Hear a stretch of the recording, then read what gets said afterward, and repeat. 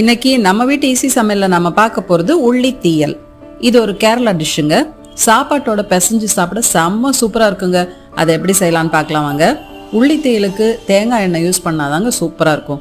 ஒரு வாணலியில 2 ஸ்பூன் தேங்காய் எண்ணெய் சேர்த்து ஒரு மூடி தேங்காய் துருவலை நல்லா சிவக்க வறுத்துடுங்க. கொஞ்சம் டைம் எடுக்கும், அடி பிடிக்காம வறுத்துடுங்க. இப்போ ஸ்டவ் ஆஃப் பண்ணிட்டு 2 ஸ்பூன் வரமல்லி தூள், 1 ஸ்பூன் வரமிளகாய் தூள், கொஞ்சம் மஞ்சள் தூள் சேர்த்து கலந்துடுங்க.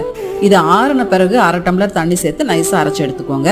வாணலியில 2 ஸ்பூன் தேங்காய் எண்ணெய் ஊற்றி கடுகு, உளுத்தம்பருப்பு, 2 வரமிளகாய் தாளிச்சிட்டு வெட்டி வச்ச 200 கிராம் சின்ன வெங்காயத்தை போட்டு வதக்குங்க. கருவேப்பிலை போட்டுக்கோங்க.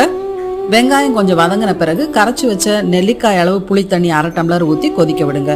கொதிச்ச பிறகு அரைச்ச விழுதை சேர்த்துட்டு தேவையான அளவு உப்பு சேர்த்து 2 நிமிஷம் கொதிக்க விடுங்க. அவ்வளோதாங்க, கம கம வாசனையோட உள்ளி தீயல் ரெடி.